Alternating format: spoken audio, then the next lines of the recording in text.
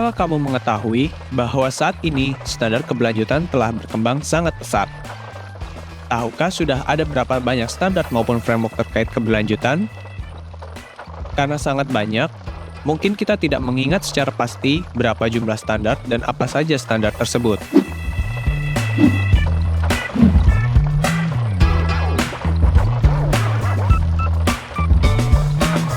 Yuk kita simak dalam video ini, apa saja standar keberlanjutan yang telah berkembang dan diaplikasikan beberapa perusahaan di Indonesia. Sampai dengan tahun 2023, standar keberlanjutan yang telah dikembangkan dan diterapkan pada beberapa negara meliputi GRI Standards, CDP atau Climate Disclosure Project, CDSB atau Climate Disclosure Standard Board, SASB Standard atau Sustainability Accounting Standard Board, dan TCFD atau yang kepanjangan dari Task Force on Climate Related Financial Disclosure. Standar pertama yang akan kita bahas adalah GRI Standard. Pasti kalian pernah dengar standar ini kan? GRI Standard dipublikasikan sejak tahun 1997 oleh United Nations Environment Programme atau UNEP dan Coalition for Environmentally Responsible Economies atau CERES di Amerika Serikat. GRI Standards mengklaim bahwa standarnya telah diimplementasikan oleh lebih dari 10.000 organisasi dan lebih dari 100 negara. Memang sih, standar ini tuh udah terkenal, tapi perlu digarisbawahi bahwa standar ini sendiri memiliki perspektif di mana pengungkapan keberlanjutan dengan menggunakan GRI Standard melihat dampak perusahaan terhadap lingkungan atau dikenal dengan istilah inside-out approach. Tapi sayangnya, perusahaan saat ini masih melakukan praktik greenwashing, yakni melakukan manipulasi pengungkapan keberlanjutan dengan menampilkan pengungkapan yang tidak sesuai dengan kondisi real dari perusahaan. Oleh karena itu, investor masih belum puas dengan pengungkapan informasi terkait keberlanjutan yang ada saat ini. Secara ilustrasi dapat dilihat pada gambar berikut. Fokus utama GRI Standards hanya melihat bagaimana perusahaan memberikan dampak terhadap pihak eksternal, terutama kepada masyarakat. Sehingga para investor perusahaan yang mengalokasikan sumber dayanya masih belum mengetahui secara pasti bagaimana dampak pihak eksternal terhadap perusahaan. Di dalam GRI Standard sendiri, perusahaan diminta untuk mengungkapkan mengenai dampak perusahaan terhadap kondisi air, penggunaan energi, emisi yang dihasilkan, penggunaan material, hingga bagaimana dampak perusahaan terhadap masyarakat di sekitar wilayah operasional perusahaan.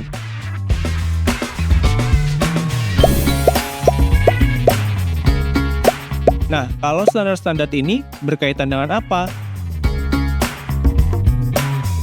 CDP adalah sebuah framework yang tidak hanya populer di kalangan perusahaan-perusahaan di dunia, tapi sayangnya standar ini tidak digunakan di Indonesia. Menurut situs yang dikeluarkan oleh CDP, bahwa hanya terdapat 100 perusahaan lebih yang menggunakan framework tersebut. Standar CDP membantu perusahaan untuk mengidentifikasi dampak iklim yang dihasilkan oleh perusahaan. Selain iklim, CDP juga membantu perusahaan untuk mengidentifikasi mengenai dampak lingkungan lain seperti air dan hutan. Hingga di tahun 2021, CDP mengidentifikasi dampak perusahaan terhadap biodiversitas, plastik, dan kelautan.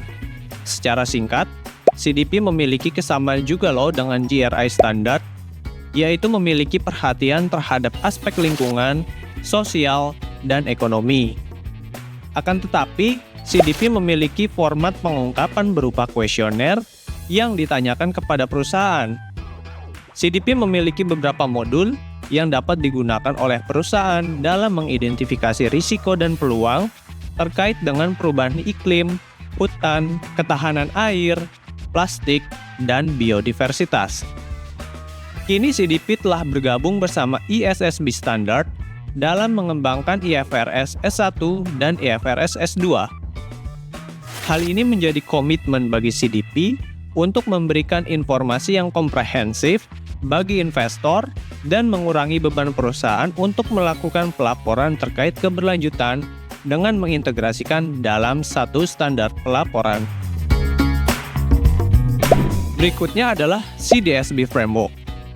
Secara spesifik, CDSB Framework memberikan panduan teknis terkait dengan iklim, air, dan keanekaragaman hayati.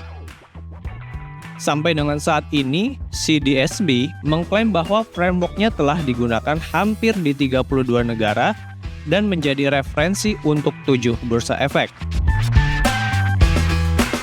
CDSB sendiri telah melebur bersama dengan Value Reporting Foundation untuk mendukung IFRS Sustainability Disclosure Standard dalam penyusunan standar IFRS S1 dan S2.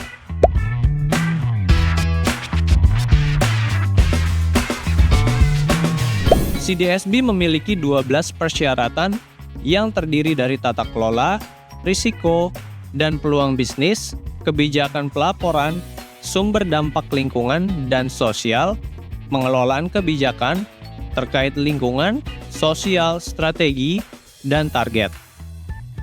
Kemudian ada periode pelaporan, kesesuaian, outlook, assurance, batasan organisasi, penyajian kembali, dan analisis kinerja dan perbandingan.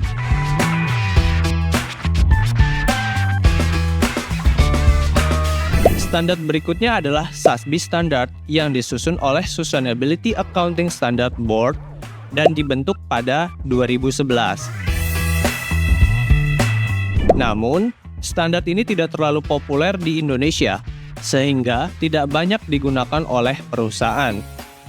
Berdasarkan survei yang dilakukan oleh IFAC di tahun 2022, dari 50 perusahaan, hanya terdapat 30% saja yang mengadopsi SASB Standard sebagai standar pengungkapan keberlanjutan. Sama halnya dengan CDSB Framework, sejak tahun 2022, SASB bergabung dengan IFRS Foundation untuk mendukung ISSB dalam penyusunan IFRS Sustainability Disclosure Standard S1 dan S2. Setelah terbitnya IFRS S1 dan S2, SASB Standard disyaratkan untuk dipertimbangkan dan diacu oleh perusahaan untuk mengidentifikasi risiko dan peluang terkait keberlanjutan.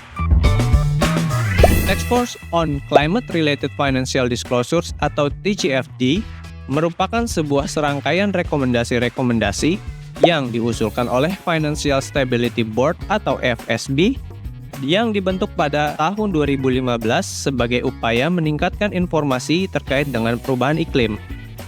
Elemen inti dari rekomendasi TCFD terdiri dari governance, strategi, risk management, and metrics and target.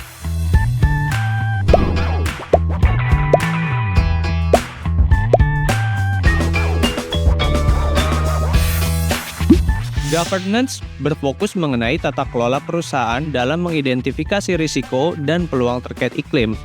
Strategi berkenaan dengan dampak aktual dan potensial terkait risiko dan peluang terkait iklim dalam bisnis, strategi, dan perencanaan keuangan yang bersifat material. Risk management berkaitan dengan bagaimana organisasi mengidentifikasi, menilai, dan mengelola risiko terkait iklim. Pilar yang terakhir adalah metrics dan target, berkaitan dengan metrik dan target yang dimiliki perusahaan untuk menilai dan mengelola risiko dan peluang terkait iklim. Selain standar-standar tersebut, apakah ada standar lain yang diacu? Tentu ada, yaitu standar yang dikeluarkan oleh ISSB bernama IFRS Sustainability Disclosure Standard yang terdiri dari dua standar, yaitu IFRS S1 dan IFRS S2. Secara lengkap, yuk kita bahas mengenai standar IFRS S1 dan IFRS S2. Hingga pada bulan Juni 2023, ISSB menerbitkan sebuah standar baru terkait dengan pengungkapan informasi keuangan terkait keberlanjutan yang dikenal dengan IFRS Sustainability Disclosure Standards S1 dan S2. IFRS S1 dikenal sebagai General Requirement for Disclosure of Sustainability Related Financial Information Sementara IFRS S2 merupakan Climate Related Disclosures.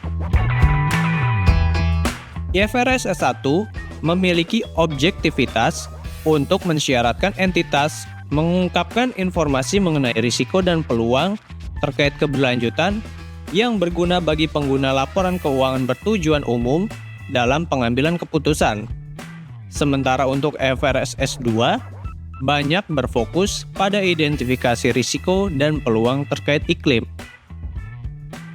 Standar ini sangat terfokus pada pengkayaan informasi keberlanjutan yang memiliki dampak pada keuangan perusahaan. Aspek ini menjadi keunggulan IFRS S1 dan IFRS S2 yang sebelumnya tidak tercakup dalam standar ataupun framework sebelumnya. IFRS S1 dan S2 pun merupakan kolaborasi dari berbagai standar terdahulu, sehingga memiliki substansi yang jauh lebih komprehensif dibandingkan dengan standar sebelumnya. Nah, sampai sini sudah tahu kan mengapa IFRS S1 dan S2 merupakan standar yang dikatakan komprehensif dan dapat mengisi defisiensi yang ada dalam standar terdahulu. Sebagai informasi, standar ini sudah berlaku sejak 1 Januari 2024 dan beberapa negara sudah membuat exposure draft. Sementara di Indonesia, saat ini sedang dalam proses pengkajian serta penyusunan standar yang dilakukan oleh Ikatan Akuntan Indonesia. Lantas, bagaimana kondisi pelaporan di Indonesia saat ini? Di Indonesia sendiri, berdasarkan hasil survei yang disampaikan dalam dokumen The State of Play Sustainability Disclosure and Assurance 2019-2022, Trend Analysis, telah dilakukan survei terhadap 50 perusahaan di Indonesia. Sampel yang diambil merupakan 50 perusahaan dengan nilai kapitalisasi terbesar di Indonesia per Maret 2021. Hasilnya menunjukkan bahwa 50 perusahaan besar di Indonesia cenderung menggunakan GRI Standard sebagai standar laporan keberlanjutan dengan persentase sebesar 86% di tahun 2022. Sementara TCFD dan SASB Standard relatif lebih rendah untuk digunakan oleh 50 perusahaan besar di Indonesia bila dibandingkan dengan penggunaan GRI Standards. Namun secara tren, TCFD dan SASB Standards mengalami kenaikan signifikan dari tahun 2019 sampai dengan tahun 2022.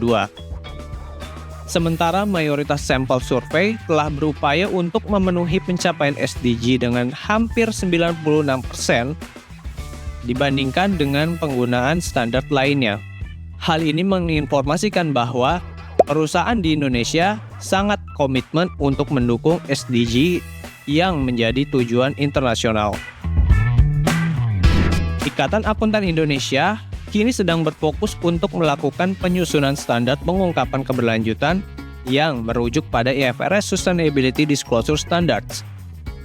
Ikatan Akuntan Indonesia telah memulai inisiatif penyusunan standar dengan membentuk Task Force Komprehensif di tahun 2020 bulan September dengan dilanjutkan kontribusi kepada IFRS Foundation dan ISSB dalam pemberian masukan-masukan dalam penyusunan draft IFRS Sustainability Disclosure Standards.